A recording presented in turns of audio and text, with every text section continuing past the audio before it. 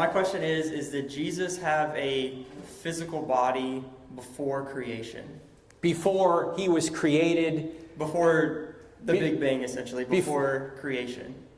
Well, probably not. No, because he was born of a virgin 2,000 or so years ago. So, and then my question then is, would that insinuate that the character, that Jesus, part of the Trinity, that person changed because he then adopted a body at the incarnation? Well, yes. Let's take a look at the Trinity for a second, because this is a good question. The Trinity actually solves more problems than it creates. And there's no perfect illustration of the Trinity or way to explain it, but I think this is a pretty good way. You've got one triangle with three corners. So you have a Father, a Son, and a Holy Spirit. You have one divine nature, but three persons in the divine nature. Now, Jesus, 2,000 years ago, adds the human nature. Okay? That nature changes because it's human.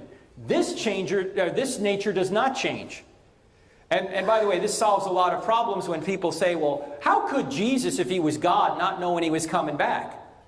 Whenever you ask a question about Jesus, you always have to ask two questions because he has two natures. Did Jesus know when he was coming back as man? No. Did he know when he was coming back as God? Yes. Did Jesus get hungry as man? Yes. As God? No. Did Jesus get tired as man? Yes. As God? No. Right? So, Jesus has two natures, and the two natures do not intermingle. They're distinct in one person.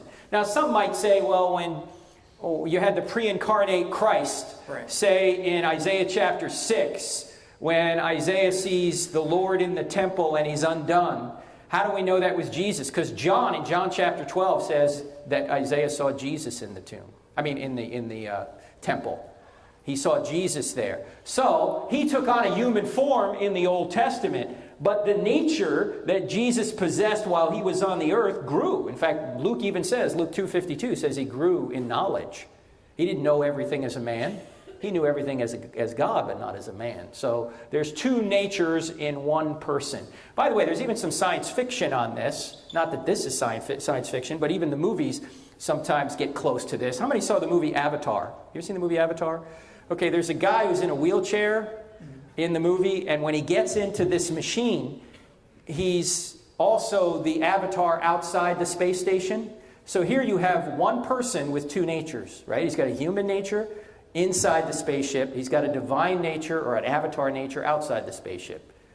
So that's it in popular culture. But this Trinity, the way to explaining the Trinity, I think is the best I've seen anyway. You could also explain it this way, that in God there's one what, but three who's. But in Jesus, there's two what's in one who. So whenever you're asking a question about who to, you got to ask what one are you talking about. Are you talking about what one or what two when you're talking about who to? This is the Abbott and Costello theology here. Okay.